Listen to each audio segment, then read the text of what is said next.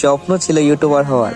অনেক আশা নিয়ে আসছিলাম ইউটিউবে, যে ইউটিউবার হবে, প্লে বাটন আসবে, অনেক আশা